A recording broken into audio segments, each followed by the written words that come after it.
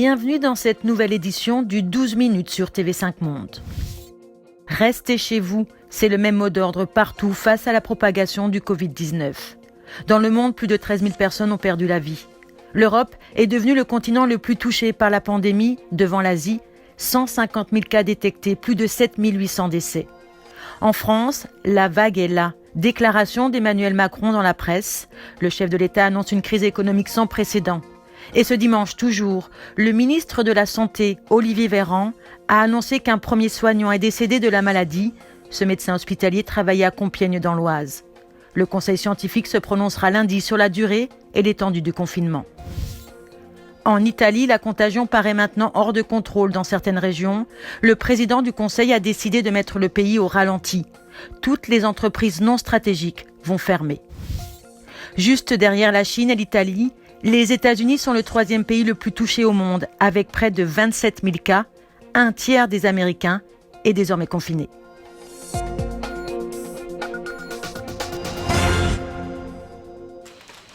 Un supermarché dans l'est de Paris. Louis Gabriel est à son poste, la caisse. Geste rodé, clientèle tranquille. Mais avec le coronavirus, il s'inquiète pour sa propre santé et la colère monte. Et j'espère que personne n'oubliera à la fin de cette crise, parce qu'il y a des gens qui ont des comptes à rendre, clairement, parce que les mesures n'ont pas été prises quand il le fallait. Un coup de gueule contenu, mais qui en dit long sur l'amertume des employés de la distribution, en contact permanent avec la population et à portée de l'ennemi invisible qui circule, sans masque. Toura, livreur, est en première ligne. Pousser, porter, toucher toutes sortes de surfaces potentiellement contaminées jusqu'à la porte des clients. L'échange est limité au strict minimum dans l'intérêt mutuel. Votre poste ? Oui, non. Les livraisons, ça ne peut pas s'arrêter parce qu'il y a des vieux qui ne peuvent pas sortir. Ça fait un peu peur, mais on n'a pas le choix quand même. Pas le choix parce qu'il doit gagner sa vie. Il n'a plus qu'à prendre sur lui. En pleine polémique sur la pénurie de masques en France, 250 millions de masques ont finalement été commandés par les autorités pour les soignants d'abord. Louis Gabriel, Toura et les femmes nombreuses dans la distribution sont les grands oubliés de la France sous coronavirus. Un distributeur annonce tout de même une prime exceptionnelle pour récompenser l'engagement de ses salariés. Les yeux rivés sur leurs écrans, ils suivent en temps réel la progression du Covid-19 dans le monde, mais aussi ici au Cameroun. 24 heures sur 24, une équipe d'une 60aine de personnes en alerte dans ce PC de crise, le centre des opérations d'urgence sanitaire de Yaoundé. Est-ce que vous pouvez me décrire tous vos symptômes? En fait, je sais pas comment je vais dire, j'ai la tête qui cogne un peu. Des Camerounais inquiets face à des symptômes, cherchant des informations ou voulant être rassurés. À l'écoute, des téléconseillers comme Christine qui répondent aux interrogations sur le numéro vert, le 1510, qui reçoit en moyenne 150 appels par jour. Ils nous appellent parce que soit ils se rendent dans une formation sanitaire, on les redirige vers nous. Donc à nous d'essayer de les rassurer, de leur dire quoi faire. Un dispositif de veille sanitaire qui permet de détecter un éventuel foyer de contamination ou de calibrer les messages de prévention.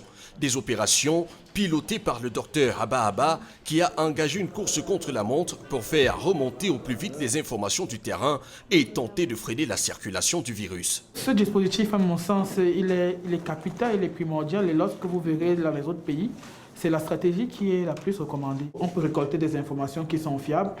On peut également demander la conduite atténuée. Après la collecte des données, c'est dans cette salle des opérations où nous retrouvons le docteur Abba que la veille stratégique se fait pour prendre les décisions adéquates. Ici, rien n'est laissé au hasard. Même les rumeurs pour nous sont des signaux qui nous permettent de décider. Donc également dans les réseaux sociaux, il y a une équipe qui s'occupe de la veille dans les réseaux sociaux. Il y a une équipe qui s'occupe de la veille dans les médias formels. Et toutes ces informations sont donc prises, analysées. Et il y a des autres informations qui viennent du centre d'appel qui nous parviennent également. Pour l'instant, au dernier pointage ce vendredi matin, 22 personnes ont été contaminées et 2 autres ont pu être guéries. Une lueur d'espoir alors que le pays reste sur le qui-vive. Le risque de pandémie est plus faible en campagne. Au Maroc, près de 14 millions de personnes vivent à l'écart des grandes villes. Mais à Sidi El Yamani, ils vivent aussi loin des grands centres de santé publique. Au village, le comptoir du pharmacien est ainsi en première ligne contre le virus. Là, chef. Ami. Un petit coup de gel hydroalcoolique. Alors, depuis quelques jours, nous avons installé des vitres barrières entre les patients et les employés et nous. Ça fait une petite barrière de protection. Du système D, de vieilles fenêtres récupérées par le pharmacien pour se protéger et rassurer ses clients. Tout va bien, c'est comme ça. Ça, c'est une bonne protection. Entre là et là, ça préserve les gens. Les clients sont nombreux à venir acheter des gants, demander des masques et du gel hydroalcoolique, mais rien en stock depuis des jours. Ça, c'est tout ce qui vous reste? Plus rien. Pour l'instant, pas de nouvelles, pas de date.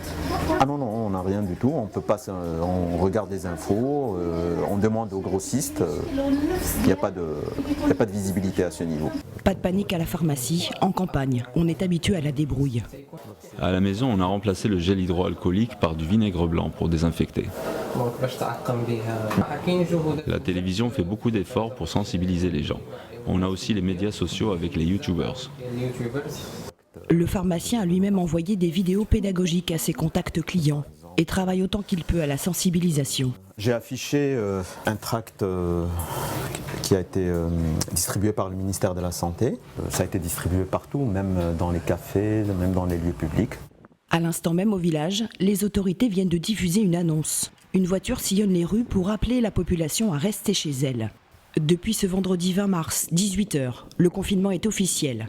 Mais la survie des campagnes dépend aussi de la vente de leurs produits. Fini le souk hebdomadaire qui emmenait jusqu'à la pharmacie plus de 2000 personnes chaque lundi. Le pont Ring, la place de l'Étoile, la Corniche, sans bruit, sans rire. Beyrouth est à l'image de nombreuses villes en ces temps d'épidémie, vide. L'urgence sanitaire a été décrétée dans le pays, la population doit rester chez elle. Au Liban, le 21 mars, c'est la fête des mères, fête au goût amer cette année. Quand soudain, tombé du ciel, un peu de douceur. Une rose est délivrée à des mamans. Joie, larmes, embrassades sur les balcons. Quelques étages plus bas, Christopher et ses deux amis. Lui a 18 ans, il est opérateur de drone. C'est la fête des mères et tout est fermé. J'ai pensé à quelque chose qui permettrait aux gens de rendre leur maman heureuse de la manière la plus sûre, sans aucun contact. J'ai eu l'idée des roses volantes. Livrer une rose à l'aide d'un drone. Du confinement peut naître la créativité. Tout se fait par les réseaux sociaux. Une fois arrivé sur place, Christopher prévient l'expéditeur. Et c'est la surprise. Ce service est payant, mais c'est aussi pour la bonne cause, doublement. L'idée, c'est aussi d'aider notre pays. Tout ce que nous gagnerons sera reversé à la Croix-Rouge, car ce sont eux qui ont le plus besoin de soutien en cette période. 4 décès et plus de 200 cas de contamination ont été recensés au Liban, pour le moment. Ces roses ne feront pas oublier le coronavirus ni ses drames, mais elles ont certainement mis du baume au cœur.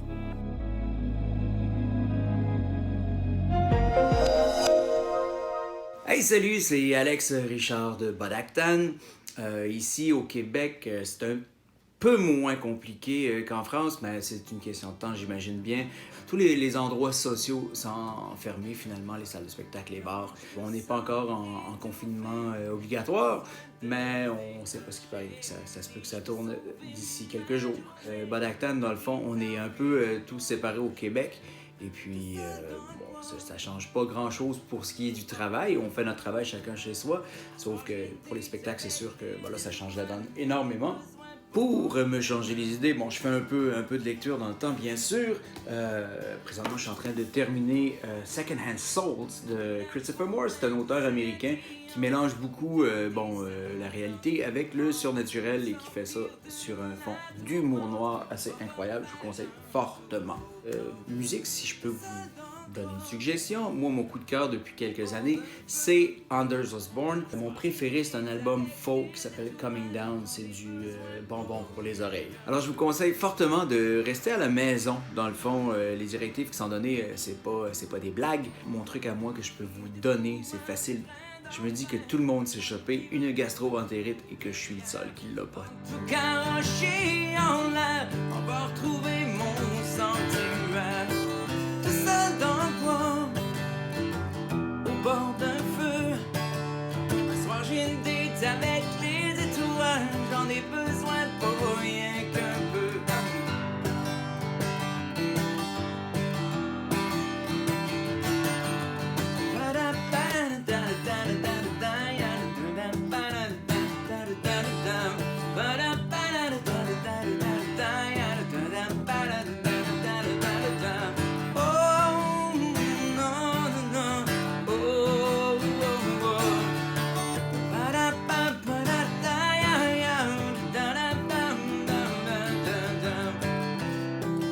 Je sais, faut travailler,